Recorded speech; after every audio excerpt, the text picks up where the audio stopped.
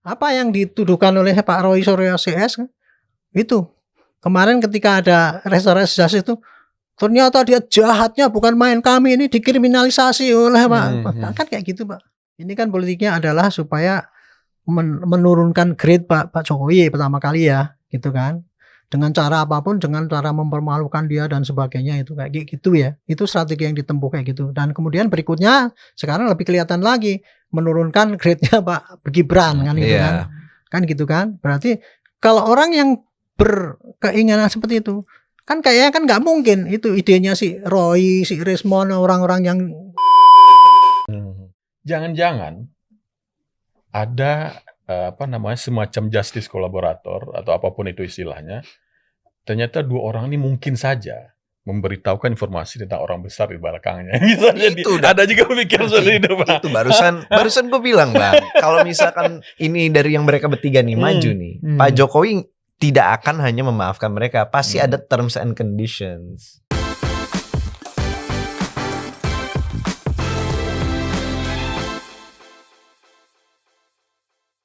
Selamat datang di Real Politik.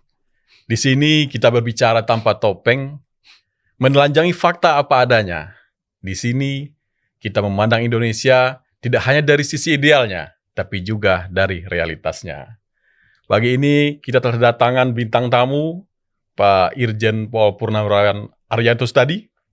Terima kasih Pak telah hadir Pak. Sama-sama, terima kasih diundang. Ya, pagi ini saya bersama Mr. Buzzer. Kita akan membahas tentang masih tentang kasus pencemaran nama baik Pak Jokowi yang terkait dengan tuduhan ijazah palsunya, Pak. Pada beberapa hari ini kita telah melihat drama baru ya, Pak ya. Sebuah drama yang mengundang polemik juga ketika dua tersangka yaitu Egy Sujana dan Damai Harilubis itu mendapatkan SP3, surat perintah penghentian penyidikan. Nah, ini sebelumnya diawali oleh permintaan restoratif justice ya, atau RJ ya, dari kedua tersangka itu, yang kemudian berlanjut dengan kunjungan mereka ke rumah kediaman Pak Jokowi di Solo. Namun beberapa hari setelah itu, mungkin 1 hari atau 2 hari, muncullah polemik baru, di mana Bang Egy, termasuk Bang Damai Harilubis, itu menyatakan tidak meminta maaf atas kasus itu. Tapi toh ternyata SP3 itu tetap keluar. Artinya restoratif justice itu tetap terjadi. Nah, disinilah polemiknya Pak Arianto. Banyak pertanyaan dari publik, dari awam ya. Kenapa kok bisa terjadi restorasi justice kalau tidak ada permintaan maaf? Dan kenapa juga bisa langsung keluar SP3 gitu kan? Nah, sebenarnya gimana sih Pak proses SP3 itu? Apakah memang tidak mengharuskan ada permintaan maaf? Dengan artian mengakui kesalahan kepada Pak Jokowi, namun itu tetap dilakukan. Mungkin kita butuh penjelasan bagi orang-orang awam atau penonton Real Politik yang belum mengetahui detailnya Pak Arianto. Oke, sorry ya. Sebelum saya langsung menjawab pada pertanyaan itu tadi ya, kenapa di SP3 dan sebagainya itu, saya mungkin lebih bagus menyampaikan dulu sejarah perjalanan daripada kasus ini. Dan sehingga nanti bisa menerangkan makna daripada restorasi justice itu dalam kasus ini. Kan gitu. Ini kasus ini seperti dari dulu kan sudah saya sampaikan ya Pak. Ini kasus ini sebetulnya kasus sepele. Kasusnya ada mengenai keaslian ijazah Pak Jokowi kan gitu kan. Sepele, tetapi ini jadi berkembang panjang karena saya yakin ada yang di belakang ini yang mengendalikan supaya kasus ini panjang banget. Gitu. Nah, dan ini kasus ini menjadi panjang banget karena terjadi keterbelahan masyarakat di lapangan itu akibat daripada berita-berita yang disampaikan oleh dari pihaknya Pak yang anti dengan Pak Jokowi maupun dari pembelanya Pak Jokowi yang di media maupun di medsos gitu ya. Panjang sekali. Terjadi keterbelahan antara orang yang kelompok yang mempercayai adanya bahwa ijazahnya Pak Jokowi itu palsu dan kelompok yang mengatakan bahwa itu asli. Nah, jadi panjang. Estimate saya dulu ya, saya katakan kasus ini sebenarnya kalau hanya kasus sepele, yang satu menuduh ijazah palsu, yang satunya lagi menuduh pencemaran ataupun penghasutan. Itu kalau saya dari penyidiknya dulu saya katakan ya 2 bulan selesai Pak itu. Enggak perlu bukti panjang-panjang. Cukup saksinya berapa, 20 orang cukup. Kemudian saksi ahlinya 4 atau 5 orang. Dan kemudian barang buktinya 20 aja cukup lah untuk membuktikan itu. 2 bulan selesai itu. Tapi kasus ini kan tidak jadi. Karena apa? Ternyata ya diawali dengan satu yang saya ikuti ya terakhir ini, laporan daripada kelompoknya yang pembenci Pak Jokowi itu ke Mabes Polri bahwa ini ijazahnya palsu, itu kan. Tetapi sayangnya dia ketika melaporkan itu, dia tidak menunjukkan mana yang ijazah palsu itu. Dia menyuruh polisi, pokoknya ini ijazahnya Pak Jokowi itu palsu. Silakan cari buktinya kan gitu ceritanya. Ya itu yang ke Mabes Pak ya? Yang ke Mabes. Nah, akibat daripada itu makanya laporan yang disampaikan oleh kelompok pembenci Pak Jokowi itu oleh Mabes diteliti, ternyata tidak ada alat bukti. Dan kemudian untuk membuktikan itu apakah palsu atau tidak, Mabes terpaksa mencari bukti ke Gama. Karena memang prosedurnya begitu. Dan kemudian ketika dilacak ke Gama, ke KPU dan sebagainya itu, ternyata hasilnya tidak ditemukan alat bukti yang menunjukkan bahwa adanya ijazah palsu.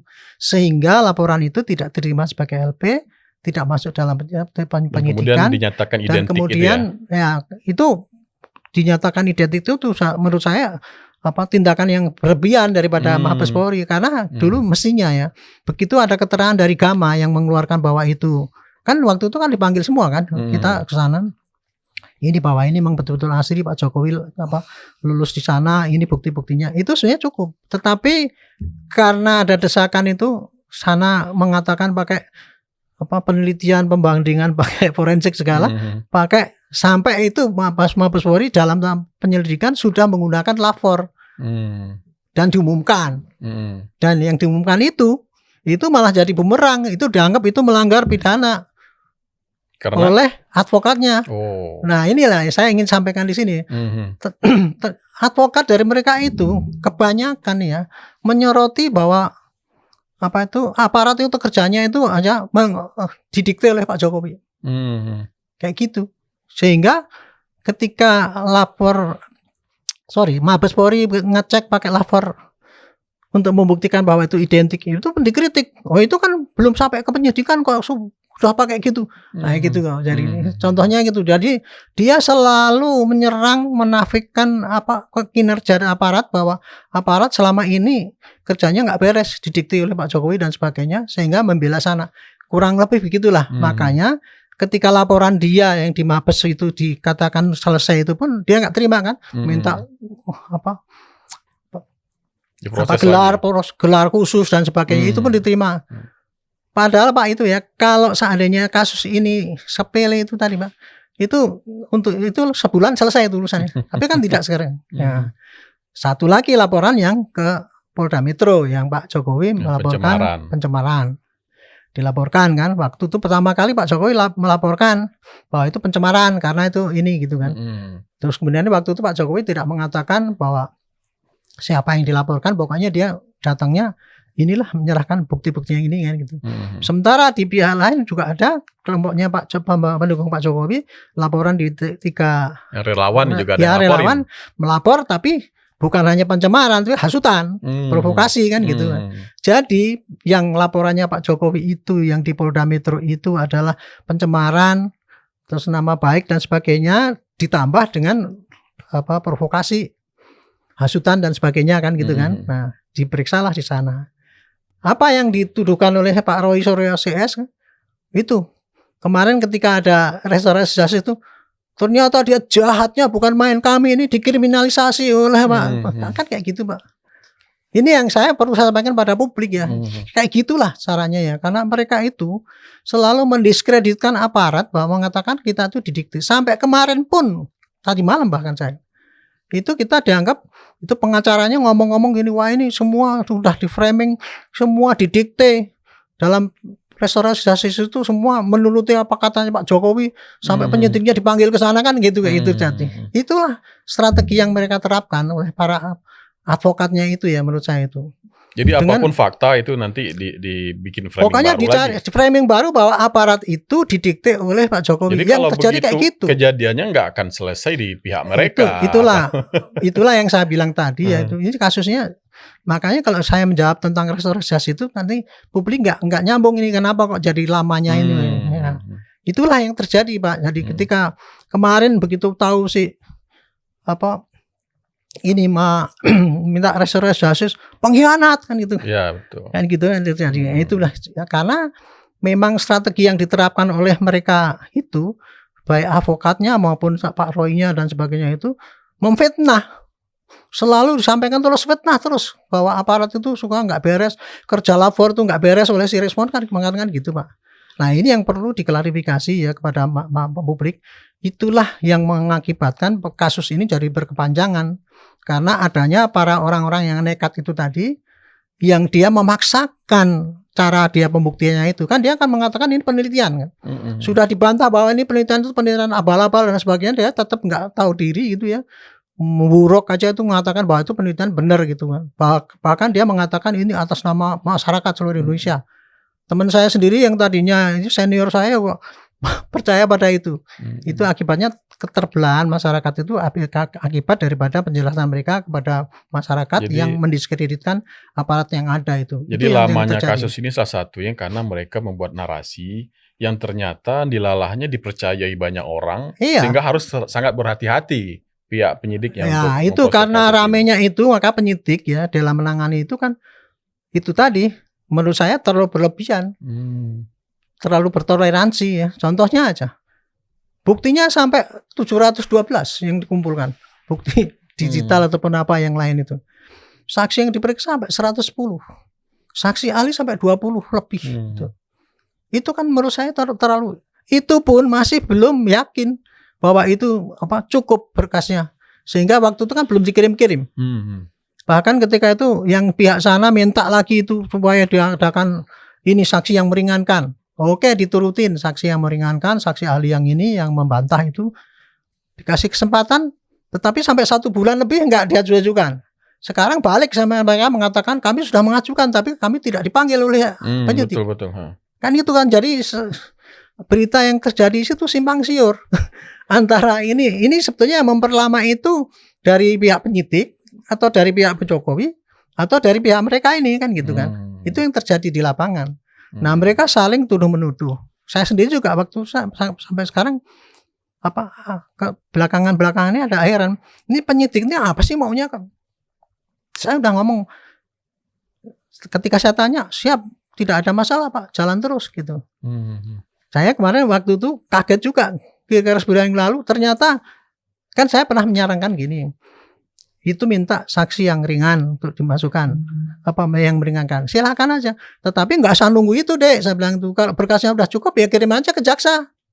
Dan itu udah dilakukan ya? Nah, ternyata kan sudah dilakukan gitu, padahal ini penyidik waktu itu masih menjadwalkan untuk mau memeriksa saksi yang meringankan. Minggu depan akan ya makanya lagi. Itu kan ini jadi saya pikir ini kenapa itu ya kok jadi kayak gitu ya babali itu menurut saya. Tapi itu bisa disusulkan lagi Pak, udah dilimpahkan kejaksaan. Jadi kesimpulan saya yang melihat perkembangan ini adalah begini.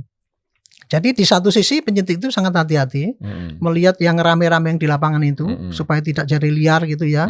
Semua ditampung supaya untuk menepis bahwa dia itu tidak didikte oleh Pak Jokowi.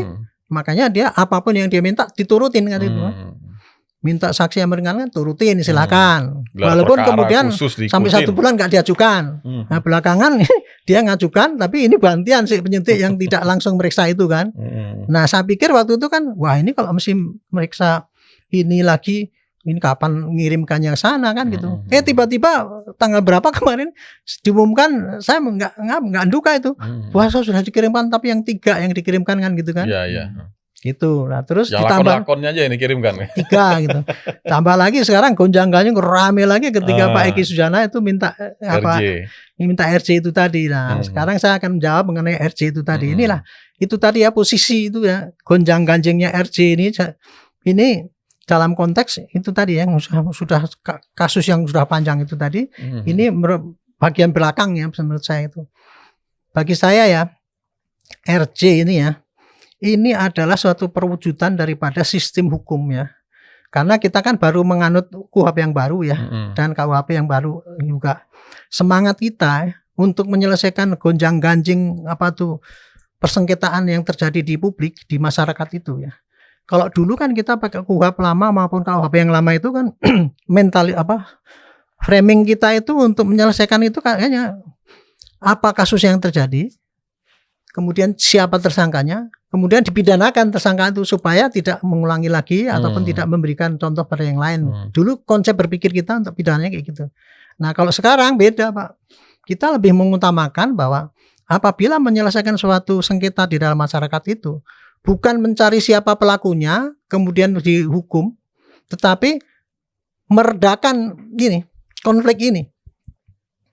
Itu lebih baik. Berdamai. Menciptakan meredam itu dengan catatan memulihkan kembali kerugian yang terjadi di masyarakat, menimbulkan ketertiban kembali di masyarakat, dan syaratnya adalah apabila ada perdamaian. Itu hanya bisa dicapai gitu. Jadi sekarang tujuan kita di dalam mengatasi semua permasalahan di masyarakat itu, kita diutamakan kepada itu. Nah kemudian kemarin kan kebetulan kan mereka di antara mereka kan ternyata ada yang mengajukan itu, ya pasti kemudian diterima dengan baik oleh penyidik, kurang lebih gitu ya. Nah kemudian yang namanya konsep RJ itu Pak ya, itu adalah karena sistem baru itu syaratnya adalah satu, yang penting ada perdamaian, ada saling memaafkan, kerugiannya sudah dibayar kalau ada menimbulkan kerugian. Dan yang kerugian. ngajuin itu kan tersangka ya. Nah itu yang mengajukan yang berperkara, penyidik hanya sebagai penengah saja. Ya, tapi penyidik rambu-rambunya sudah ada itu. Karena kalau untuk kepastian hukum kan supaya ini bisa dilakukan dengan RJ apa tidak, itulah harus ada perdamaian itu tadi. Dan syarat formalnya itu tadi kan pengembalian kerugian dan sebagainya itu.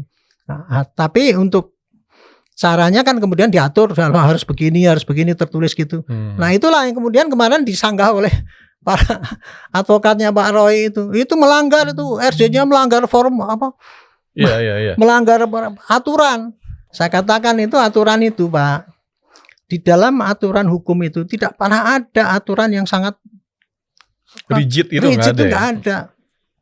Pada intinya ada perdamaian gitu Pak ya. Meskipun nggak ada maaf-maafan intinya perdamaian. Bunyinya kan gitu. Mau ada maaf-maafan sama enggak, intinya perdamaian saja. Nah, itu yang dipermasalahkan kan, itu kan enggak ada maaf-maafan berarti kan enggak batal, itulah. Tapi di RJ itu ada dokumen yang ditandatangani kedua belah pihak nggak sih Pak, dari Pak Jokowi dengan tersangka, ada nggak? Saya tidak tahu persis Pak saya tidak tahu persis bagaimana mekanisme RJ itu administrasinya ya, saya nggak ngerti itu. Karena mungkin saya dengar dari DHL Damai Hari Lubis katanya ada yang ditandatangani. Ya. Kalau saya kira logikanya ya pasti ada ya, karena kan semua kejadian itu Pak dan penyelesaiannya pun semua dibukukan. Seperti kalau kita meriksa kan dipakai BAP. Penyelesaian SP3 juga ada suratnya. Semacam berita perdamaian acaranya ya mungkin ya pasti ada yang ditandatangani. Karena kalau cuma tulisan doang kan zaman sekarang kan mesti kurang kuat ya. Betul. Pasti ada. Tetapi bagaimana cara membuat perjanjian itu kan harusnya ke kantor polisi dipanggil gitu. Kemarin kan dianukan kayak gitu Pak. Kenapa kok malah ada penyidik yang ke sana gitu. Nah itu kayak gitu. Jadi mereka itu mencari-cari kelemahan yang terjadi, celah-celah untuk mendiskreditkan aparat itu yang saya nggak terima itu ya. Jadi saya perlu memberikan pada masyarakat bahwa ini yang namanya RJ ini ditempuh ini adalah semangat daripada bangsa kita untuk menyelesaikan kasus dengan cara yang lebih simpel dan tidak berlama-lama kan gitu kan. Syarat-syaratnya adalah itu tadi, harus ada perdamaian. Adapun nanti pelaksanaannya gimana, apakah penyidiknya ke sana ini ke sini, saya bilang itu diskresi daripada penyidiknya untuk mengambil tindakan. Jangankan Pak ya bikin RJ kayak gitu. Yang namanya meriksa saja itu ada ketentuannya Pak. Kalau orang meriksa, penyidik kalau manggil orang untuk diperiksa, terus yang dipanggil itu keberatan ataupun susah nggak bisa datang, misalkan sakit atau apa, karena penyidik boleh datang ke rumahnya meriksa di sana bisa kok. Betul. Apalagi untuk RJ yang seperti ini kan gitu kan. Ini mantan presiden ya? Iya, bukan hanya presidennya, karena saya lihat kemarin itu ya RJ ini kan kenapa kok begitu cepat banget itu ya. Kan kalau kita lihat ya, Sujarno kan datang sana, tapi dengan bangganya tidak mengatakan maaf kan gitu kan, kan gitu kan. Nah itu biasa mungkin gengsi lah gitu. Ya. Dan itu permintaan maaf itu tidak, tanpa maaf itu tidak menggagalkan perdamaian. Yang penting yang dihadapi itu kan sudah menerima. Ya, kalau Pak Jokowi kan udah legowo berarti ya sudah kan, berarti ya sudah. Karena kita dengar kan dari pembicaraan di sana Pak Jokowi ngomong understanding, artinya memahami. Iya, jadi memahami, ya itulah makna daripada apa itu. Maka di sinilah saya ingin ya, tolong ya masyarakat tahu lah, jangan sampai larut pada provokasi-provokasi pada apa tuh mereka itu yang menurut saya ya sudah keterlaluan lah dalam mendiskreditkan aparat gitu ya. Selalu menyalahkan aparat. Contohnya aja si Rismon itu bahwa hasil lapor ini perlu ada lapor tandingan sampai segitu kan. Karena nggak bisa dipercaya itu berbahaya kalau kayak gitu tuh dibiarkan ya. Sehingga rakyat nanti akhirnya kan tidak mempercaya dengan instrumen yang sudah ada di negara ini kan itu. Hanya ulah daripada mereka itu yang semua adalah para provokator. Kepercayaan terhadap institusi penegak hukum jadi hilang hanya gara-gara opini satu orang. Iya, opini satu orang yang menurut saya nggak nalar. Contohnya itu tadi bolak-balik tadi malam saya di televisi ya. Bolak-balik dia ngomong bahwa ini semua cacat, ini aparat ini begini, tak biarkan aja. Belakangan itu waduh keterlaluan, makanya itu kemudian saya stop bahwa jangan memberikan pandangan yang menyesatkan. Maka pada kesempatan ini saya sampaikan ya itulah. Mereka itu selalu menggiring kepada penyesatan bahwa aparat itu tidak bekerja dengan baik. RJ kemarin itu kan, kenapa kok ada penyidik yang sana? Ini saya jawab nih. Yang namanya RJ itu ya. Itu maknanya adalah hanya yang penting penyelesaian secara damai. Kembali lagi gangguan itu selesai. Mereka bantah, ini nggak menyelesaikan RJ ini. Emang kalau sudah selesai itu ijazahnya bisa dibuktikan gini-gini.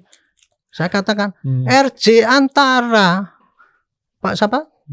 Egy Sujana dengan Hari Lubis itu menyelesaikan masalahnya mereka dengan Pak Jokowi. Personal sifatnya ya, bukan cluster ya. Dalam ini ya Pak ya, dalam kasus ini kan kita pikir tadinya kan simpel saja antara A dan B. A itu orang yang pendukungnya Pak Jokowi, B itu orang yang pembenci Pak Jokowi kan, kurang lebih begitu. Pak Jokowi cuma satu dibantu dengan ininya, yang sini ada 12 pertama kali kan gitu kan. Ternyata apa? Setelah itu mengerucut menjadi 3 orang ini dan 5 orang kan gitu kan. Sudah polisi menyatakan gitu kan klaster. Jadi ya menurut hemat saya yang 5 orang ini tuduhannya beda lah dengan yang 3 orang ini. Ini menurut saya ini mungkin ini gini. Mereka kan bantahnya ini Pak itu nggak bisa di RJ kan menurut aturan kan katanya lebih daripada 5 tahun.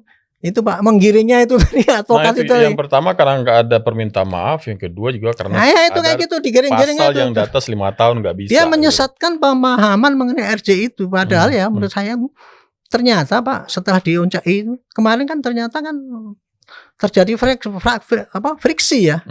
Dari 5 orang itu aja udah pecah kan. Jadi 2 orang dan 3 orang ini. 3 orang ini nggak mau RC atau apa terserah. Tapi mereka mendalilkan bahwa ini advokatnya dua-duanya ngomong gitu.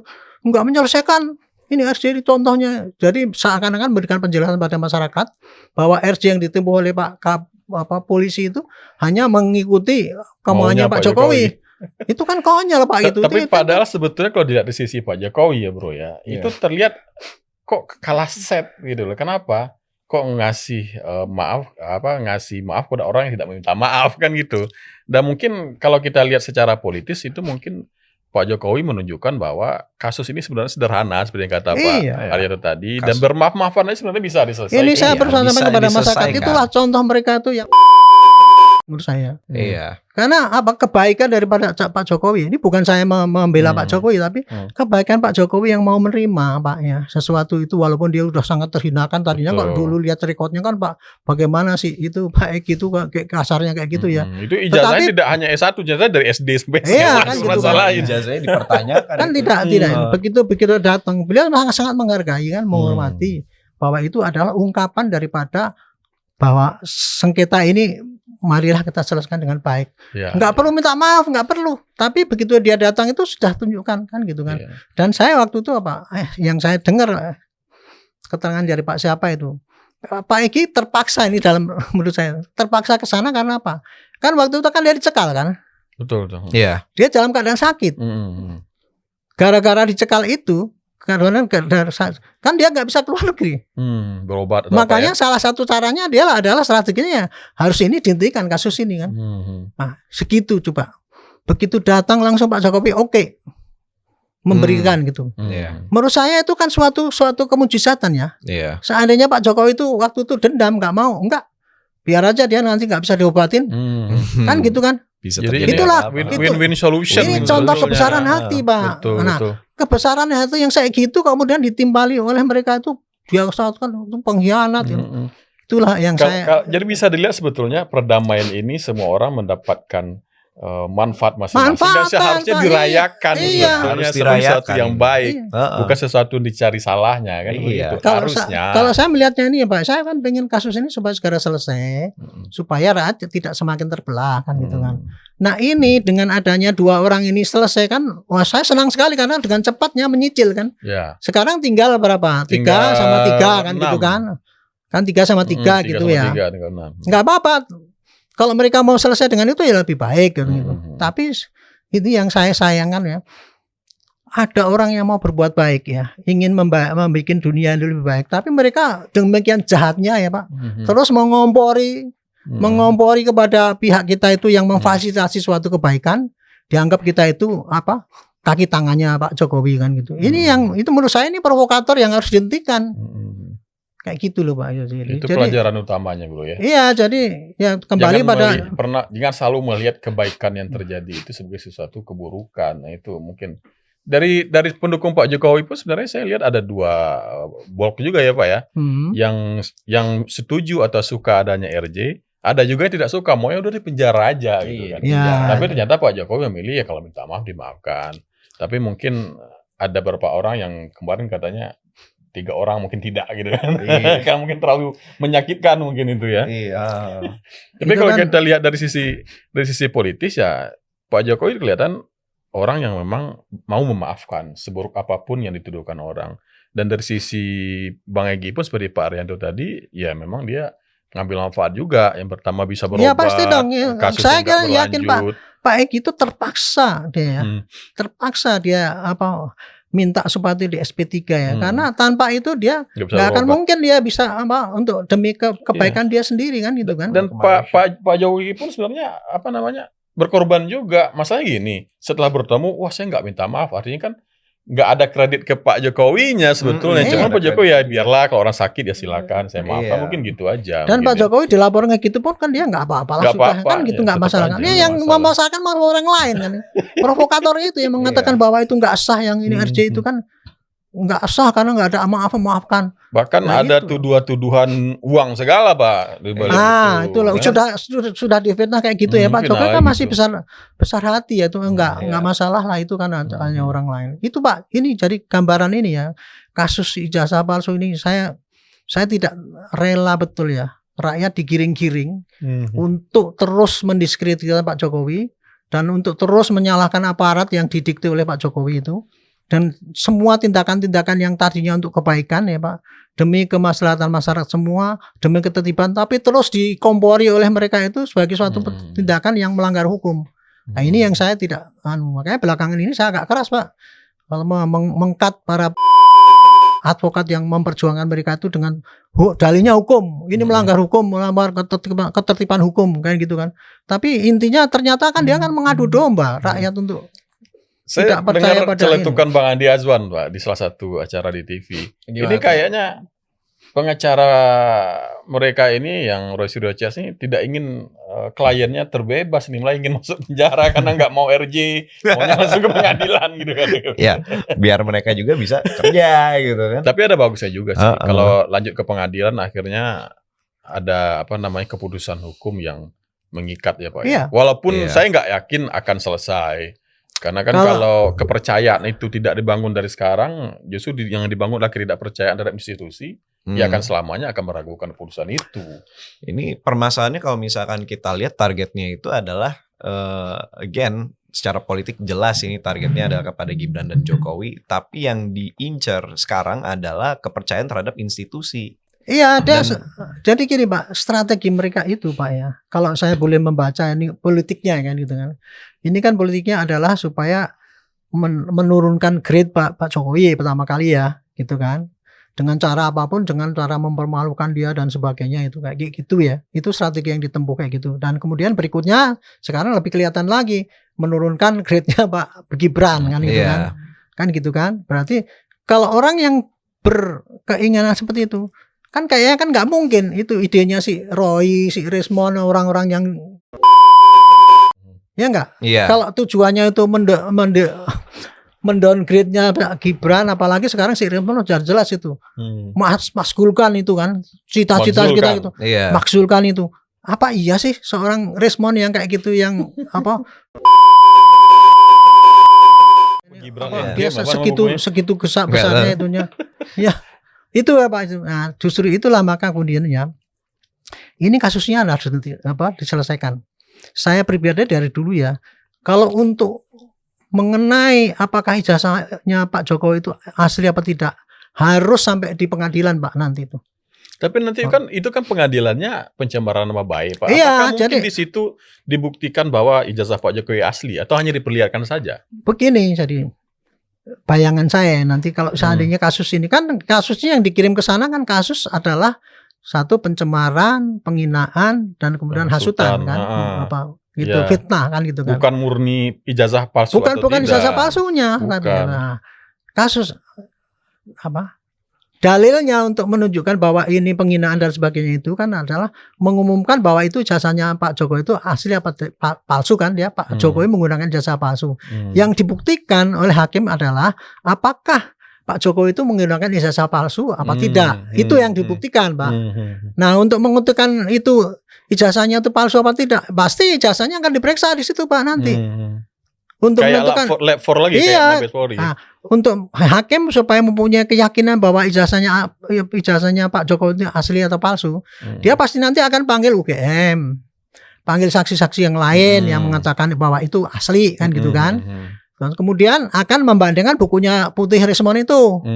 Apakah ini mampu nggak untuk membuktikan bahwa yang ini tadi asli pakai teori ini sah itu asli, tetapi bisa dikalahkan dengan teorinya mereka itu yang katanya ahli penelitian itu. Itu nanti hakim pasti akan lihat, Pak. Jadi nggak usah takut ini Pak Resmon tuh. Tapi saya yakin, saya sebagai orang yang pengalaman dalam pembuktian di pengadilan itu, kalau apa yang buku yang dibikin itu 700 halaman itu dengan model-model sampel yang cuman fotokopi, cuman teknik dan sebagainya, itu jelas itu nggak akan mengandung nilai sama sekali untuk pembuktian di pengadilan, Pak. Kalau menurut saya sih gitu ya. Tapi apakah mungkin keinginan mereka untuk membandingkan dengan laboratorium forensik yang lain itu akan diakomodir oleh ya itu sih provokator yang menurut saya itu orang gagasan orang yang nggak waras kalau saya sih. Mosok dia memaksakan dirinya itu bahwa teori-teorinya dia benar padahal sudah umum sudah menunjukkan ya, para pakar-pakar itu mengatakan itu penelitian abal-abal lah, penelitian gombal lah, itu kan gitu kayak gitu ya. Sekarang dia malah menuntut lapor yang tandingan yang bisa diinikan. Siapa yang bisa menjamin nanti lapor yang tandingan itu nanti akan bergerak yang bertindak dengan baik? Tidak ada unsur politis. Iya, zaman sekarang kan sudah lain-lain, Pak. Jangankan itu lapor yang pembanding, pakar-pakar aja sekarang udah banyak kan yang pakarnya itu udah terkenal tapi dia ngomongnya kalau sudah itu sesuai dengan politik. Itu jadi Jadi kematian pakar tuh sekarang karena pakar sudah berpihak, itu yang iya kan berpihak. Itu Pak contohnya itu. Dan politis itu masyarakat itu ada yang masyarakat mereka ini berlindung di balik sentimen masyarakat yang tidak percaya dengan institusi gitu. Jadi mendapatkan dukungan yang sangat besar. Yang harus kita counter itu adalah Pak provokasi untuk menimbulkan rakyat antipati dan tidak percaya pada aparat yang sudah ada. Masa itu yang harus kita counter gitu. Iya, masa kalau nggak salah Roy Suryo ingin meminjam barang bukti kan? Benar nggak itu? Itu ya Pak. Itu contoh Pak ya. Jadi saya gini loh. Selama 6 bulan ini ya, dia kan ngomong gini-gini. Seakan-akan dia kan hebat kan Pak. Wah, brilian gitu. Misalkan contoh tadi, harus minjam barang bukti, ini ada ini. Wah, brilian dia. Tapi kalau bagi saya itu ya, makin banyak dia itu, makin menunjukkan kalau saya sih itu. Ya itu tadi misalkan pinjam barang bukti.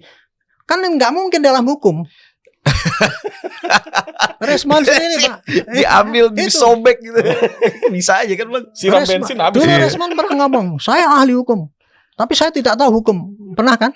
Ada ngomong gitu. Itu si Resmon. Tapi dia sekarang saya bukan ahli hukum, tapi harus ada pembanding lapor itu. Itu jadi itu menurut saya menunjukkan ketidaktahuannya ya. Karena minta hakim pembanding lagi mana mungkin. Ya, makanya kalau perlu diadili di luar negeri sana kan. Nah, itu kan sudah tercetus oleh FIFA. Iya, udah ada Ya ya. udah ke internasional kan. Dia kayaknya minta keadilannya ke FIFA internasional. ini mulai agak goyah karena dari statementnya menyatakan kami tidak pernah menyatakan Pak Jokowi masukkan ijazah.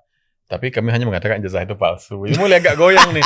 Ini kayak strategi Pak Jokowi, saya kira pakai strategi merebus kodok nih, bro. Iya, merebus Ya kan? kodok. Kodok dimasukkan ke panci, Iya. bukan Roy Suryo ya, ini panci beneran ya. Dikasih air, dinyalakan api kecil, sehingga kodok itu ngerasa nggak ada perubahan berarti. Akhirnya lama-lama udah merebus sendiri gitu loh. Iya. Nah, ternyata ada 2 kodok nih dalam tanda kutip ya. Ternyata sadar. Akhirnya RJ lompat dia kan. RJ gitu. Nah, ada lagi kodok yang lainnya kayak misalnya ini udah ngerasa wah ini kita ditinggal, ini menjadi sub gitu nanti ini. Udah mulai goyah juga mungkin ini. Ini mungkin strategi halusnya dipakai Pak Jokowi. Itu kalau kita lihat di sisi politisnya. Itu tapi kalau misalkan kita lihat dari apa yang dilakukan Pak Jokowi itu sebenarnya menawarkan sebuah exit dengan dia rekonsiliasi dengan Egy. Dia itu menunjukkan bahwa gue mampu loh untuk memaafkan lo kalau misalkan lo mau. Tapi saya yakin ya, tapi gue yakin Bang, kalau misalkan yang datang itu mereka bertiga, Pak Jokowi pasti akan memberikan beberapa terms and conditions gitu. Tapi ini pisau bermata dua sih ya Pak ya, memaafkan satu sisi memang melihatkan kebesaran hati Pak Jokowi, tapi di sisi lain dimaknai juga wah ini memang takut nih, jangan memang palsu nih. Ini nggak mau dibawa pengadilan, mau di RJ aja. Itu kan ada juga yang ngomong seperti yang itu. Yang berpikir itu tuh ya bagian Roy itu. Iya, ada juga berpikir dia, seperti itu. Meskipun dia tidak berpikir gitu, tapi dia pasti akan menggoreng ke arah itu. Strategi dia kan sasaran mereka itu kan menggoreng bagaimana caranya supaya Pak Jokowi itu jatuh moralnya ataupun martabatnya kan gitu kan. Sehingga ini dengan kebesaran daripada Pak Jokowi bahwa ini kembali didalilkan bahwa itu dia takut ketahuan aslinya kan. Iya, dan ada celakanya aja. Kan banyak rakyat pemikiran yang liar begitu makin muncul aja. Celakanya kan rakyat yang mendukung mereka terkecoh dengan strategi kayak gitu. Ini yang harus counter lawan kayak gitu Pak. Jadi jangan strategi mereka itu dengan mendiskreditkan aparat, kemudian memutarbalikkan logika itu didukung oleh mereka, percaya karena mereka menebarkan kebohongan yang akhirnya jadi seakan-akan kesungguhan kan gitu kan. Ini yang harus kita ini kan menurut saya sih. Ada juga konspirasi liar nih. Apa? Kok bisa 2 orang ini walaupun tidak meminta maaf itu dimaafkan oleh Pak Jokowi? Jangan-jangan ada deal khusus nih strategi Pak Jokowi ini. Harus kita tanya ke relawan nih, cuma nggak ada unsurnya sekarang. Iya. Jangan-jangan ada semacam justice kolaborator atau apapun itu istilahnya.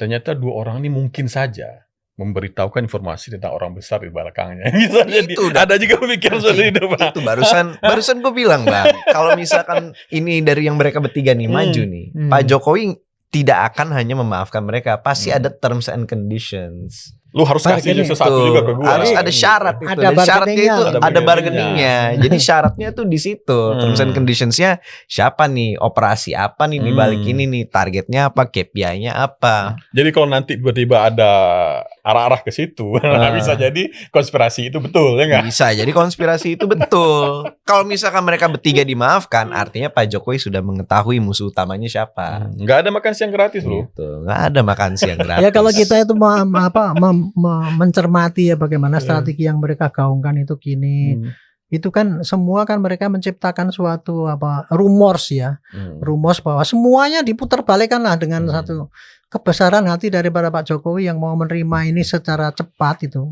Diputarbalikkan dengan itu ketakutan Pak Jokowi bahwa nanti ketahuan kecurangannya kan itu. Itulah itu yang harus kita counter Pak kayak gitu. Makanya kalau saya pribadi ya Pak ya, ini kasus ini kalau untuk menentukan apakah Pak Jokowi itu asli apa tidak itu memang harus langsung ke persidangan Pak. Supaya di persidangan itu nanti bisa clear digelar Pak. Ini loh. Aslinya Pak Jokowi itu buktinya seperti ini gitu. Meskipun di dalam persidangan itu bukan membuktikan ini asli apa tidak, tapi mau tidak mau jalan itu harus dilalui oleh hakim untuk menentukan menguji ya, untuk menguji Pak Jokowi ini asli apa tidak tuh di situ diuji. Tapi di situ bukan berarti menguji bahwa menentukan bahwa ini asli, bukan. untuk menguji apakah ijazahnya Pak Jokowi itu asli apa tidak dilihat daripada prosedurnya dibandingkan dengan teorinya Pak Roy CS itu kan itu kan fair kan. Jadi selama ini kan belum pernah mereka kan mengatakan ini belum pernah baca ini kan mengatakan gitu. Nah di persidangan nanti saya punya bayangan ya pasti nanti akan gitu Pak, dari saksi ini dulu bisanya gamma dan sebagainya, terus kemudian bukunya itu mereka saksi ahlinya Pak Roy itu suruh nerangkan ini di mana keabsahan daripada ini kan gitu. Disitulah nanti hakim akan berunding, oh ini ternyata oh iyalah yang lebih dipercaya adalah pada yang asli atau tidak. Dari situlah kalau yang lebih dipercaya adalah ini memang ijazah itu asli, ya berarti tuntutannya fitnah itu tadi yang buktinya 700 halaman itu tadi ya betul kan gitu. Cuman gitu aja. Adapun nanti ya kalau kemudian sudah sampai gitu hakim mengatakan gitu, ya Pak saya minta maaf, mau restorasi mungkin silahkan aja kalau mungkin, jadi masih mungkin ada masih RJ mungkin, di masih mungkin. tingkat pengadilan pun masih ada masih RJ. Mungkin. Oh gitu. Masih mungkin. Jadi setelah dipaparkan semua dibandingkan antara buku putihnya Roy Suryo Darismon dengan apa bukti-bukti yang dimiliki oleh jaksa ya itu kan. Ternyata memang memang nggak bisa nih bukunya Rismon ini menandingi apa-apa buktinya jaksa. Mungkin di kata lain itu asli. Ya.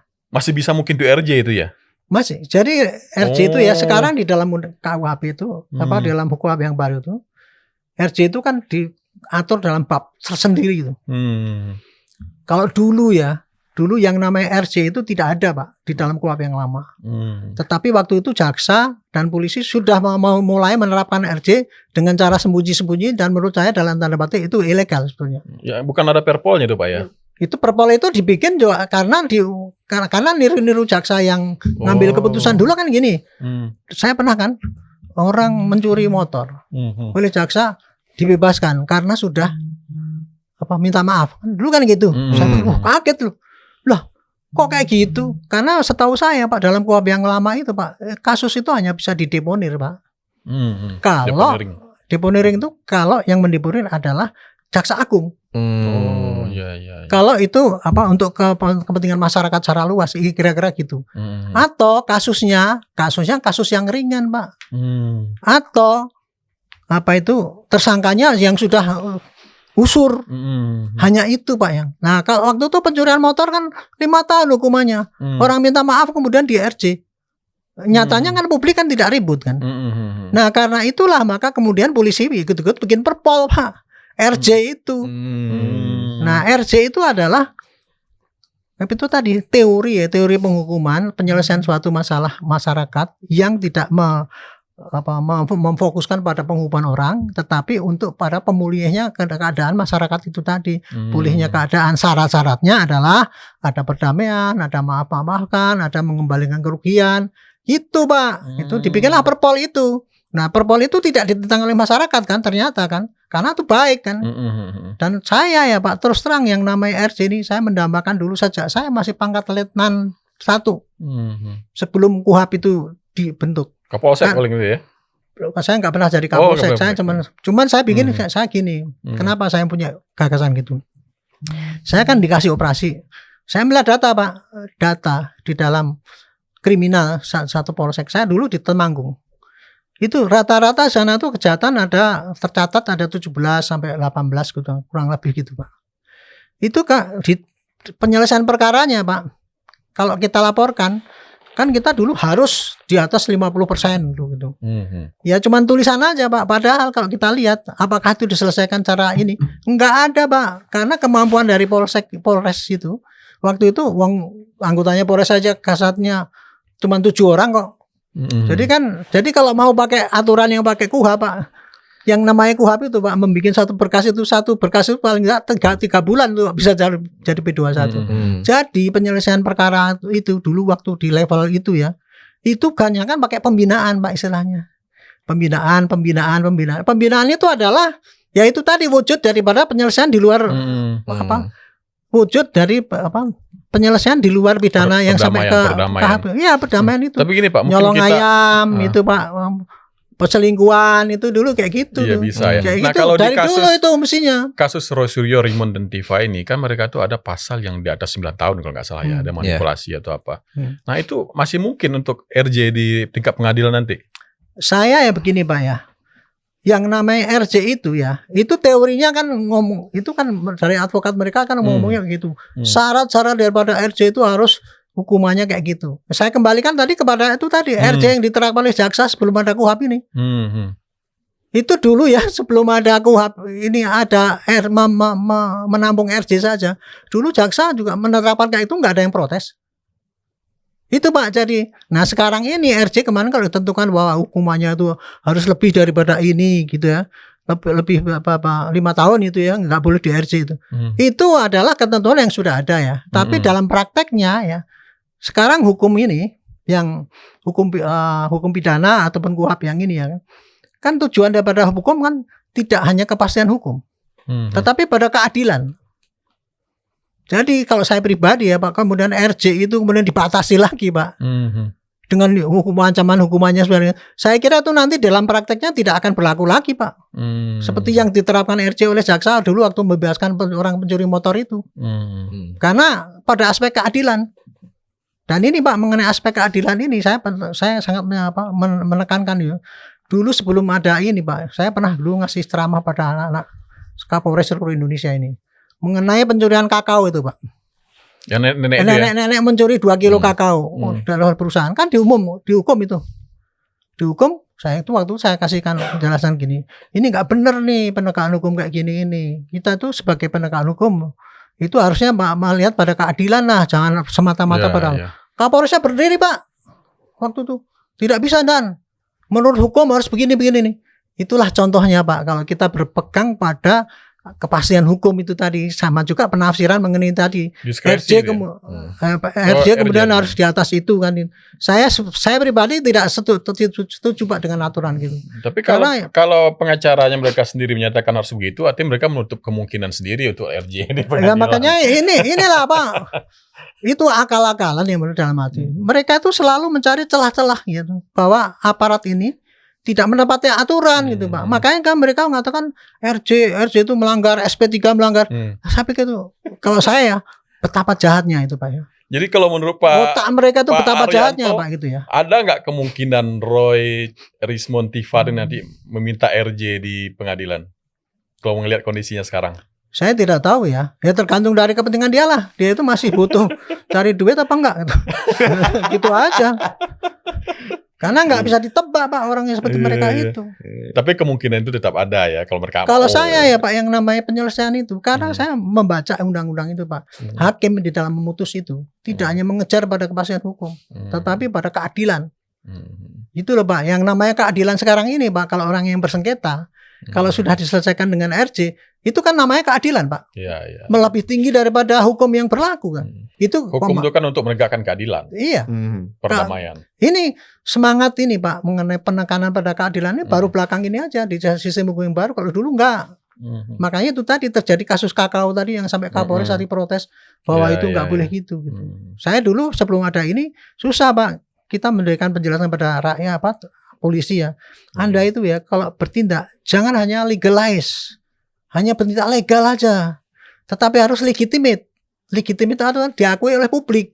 Contohnya kayak gitu loh Pak. Jadi kalau kita menindak seorang kakek nenek itu kita memang legalize itu memproses. Masuk, kalau legalize masuk penjara. Tapi tidak legitimate kan, tidak diakui oleh masyarakat. Kita nggak punya rasa keadilan. Nah itu contohnya gitu. Ini jadi saya dalam kesempatan ini saya ingin nyampaikan itu tadi. Kita dalam rangka mengcounter strategi mereka itu memframing terus. Mencari-cari celah-celah bahwa ini tindakan yang dilakukan oleh polisi ini adalah itu cacat hukum dan sebagainya itu. Malah mereka kan mau mengadukan ke Propam kan? Iya. Kan gitu kan? Ya silahkan aja ke Propam, nggak apa-apa, bagus tuh.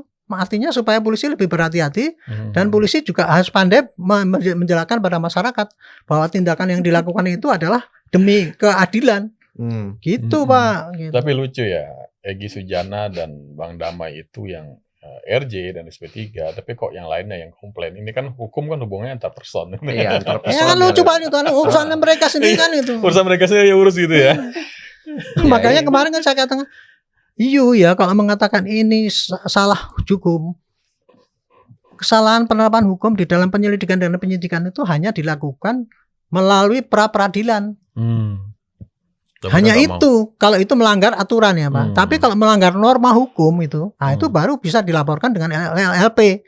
Contohnya ini contohnya misalkan ya, ini polisi melakukan SP3 ini pada mereka karena dia menerima duit, misalnya gitu. Itu sudah bukan lagi pelanggaran apa yang perlu dilaporkan oleh Propam itu tadi. Itu harus pakai peradilan karena ada kejahatan kan gitu. Tapi kalau cuma pelanggaran aturan itu tidak akan sampai menggugurkan proses yang dilakukan itu tanpa adanya koreksi daripada betul. itu. Ya. Gitu bro. Jadi seperti itu ya. Jadi ketahuan ya, walaupun sudah mulai ada akhir dari masalah ini, tetap saja mereka menggoreng gitu. Dan sepertinya terus menggoreng karena yang mendorong, karena dari perspektif saya melihatnya bahwa sebenarnya ini isu terdorong terus karena bukan karena hanya 3 ini, tapi banyak yang nonton. Karena banyak yang nonton, mereka mempunyai sentimen terhadap presiden terdahulu, siapa yang jadi wapres sekarang, prosesnya dia jadi wapres gimana, dan bahkan institusi ada sentimen bahwa institusi ini tidak berfungsi dengan baik. Ya alhasil semua itu compounding menjadi sebuah sentimen negatif yang terus dijadikan bahan bakar oleh ini 3 figur tersebut untuk terus bisa mendorong ini. Dan ya sepertinya ya seperti yang kita bahas berulang-ulang kali setiap kita podcast, ini masalah tidak akan kelar. Karena akar dari permasalahannya yaitu ketidakpercayaannya terhadap institusi dan adanya sebuah grand design untuk mentargetkan Jokowi dan Gibran. Itu akan terus berjalan. Kedepannya bakal ada kasus lagi yang menyerupai ini. Mungkin bukan kasus ijazah Jokowi ya. Mungkin bukan kasus ijazah Gibran, ijazah Kaisang atau ijazah Bu Iriana. Tapi bisa aja ada kasus-kasus lain yang akan mengaitkan kedua hal tersebut, yaitu ketidakpercayaan terhadap institusi dan aparatur, dan juga tokoh Gibran dan Jokowi ini akan terus digoreng gitu. Jadi ya gitulah. Saya ingin tambahkan ya. Sebagai closing ini. Jadi ini isu ini kan memang ada niat diperpanjang ya, seakan-akan tadi saya katakan gitu. Padahal ini kasusnya kan simpel aja ya. Nah kemarin itu kita sudah bersyukur ya, sudah ada uluran tangan daripada mereka yang berperkara itu untuk menyelesaikan kasus ini dengan secepat mungkin. Tetapi rupanya kan ini di pihak ini masih terus menggoreng-goreng seakan-akan gitu. Bagi saya ya, ini sudah risiko daripada kejadian ini ya, karena kita yakin di belakang itu ada orang yang mengendalikan untuk ini untuk diperlama.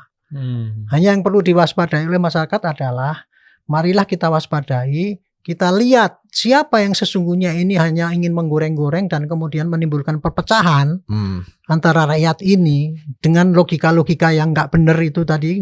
Itulah yang harus diwaspadai. Masyarakat harus paham bahwa mana kira-kira yang perlu dipercaya keterangan itu atau yang tidak perlu dipercaya. Karena selama ini kan mereka kan advokatnya misalnya melakukan penjelasan hukum begini kayak gini-gini, tapi itu isinya penyesatan. Itulah yang menurut saya harus diwaspadai. Dan kemudian yang terakhir ya, mudah-mudahan kasus ini untuk episode ini ya segera bisa diselesaikan dengan endingnya itu jadi sesuai dengan sudah menjurus ini ya ke pengadilan kan sudah diangkat, itu kan tinggal endingnya belakangan ini aja. Amin. Jadi, kalau ini selesai langsung sampai di persidangan itu nanti perdebatan mengenai apa kesalahan saya mereka itu yang menyalahkan itu nanti akan dibahas akan bisa kelihatan di mana ini konyolnya, ini kekonyolan itu, ini penelitian yang abal-abal apa tidak itu nanti akan di pengadilan itu akan dilihat oleh publik. Kalau selama ini kan orang hanya berprasangka gitu aja. Itu ya, makanya yang perlu diwaspadai adalah keterbelahan masyarakat itu jangan terus-terusan diberikan kepada mereka untuk mengadu domba kita ini. Kita perlu kesadaran lah. Saya penting ngomong ini karena apa? Senior saya, teman saya yang dekat-dekat itu juga semua kebanyakan seakan-akan menyalahin saya. Kenapa kok saya membelain Pak Jokowi gitu? Kok tidak mau membelain mereka gitu? Padahal kan kita tahu kan mana yang benar, mana yang salah itu berdasarkan fakta yang ada menurut logika kita kan gitu. Kira-kira itu Pak yang perlu diwaspadai adalah keterbelahan itu jangan sampai terus diterus-teruskan menjadi bulan-bulanan dari akal mereka untuk memperpanjang kasus ini, mungkin untuk kepentingan mereka sendiri. Dan selain kita berdoa bahwa kasus ini akan selesai dalam persidangan, kami juga berdoa bahwa Pak Jokowi menyelesaikan ini di balik layar. Terima kasih sudah datang dan menonton episode hari ini di Real Politik. We will see you in the next episode. Dan terima kasih Pak Arianto. Sama-sama, terima kasih sudah datang ke pencerahannya Real Politik dan mensosialisasi kepada masyarakat tentang mekanisme RJ, mengapa hal itu tidak valid didorong oleh ketiga figur teroris ini. Dan semoga bermanfaat untuk penonton-penonton yang ada di rumah. We'll see you in the next episode. Bye-bye. Sampai jumpa.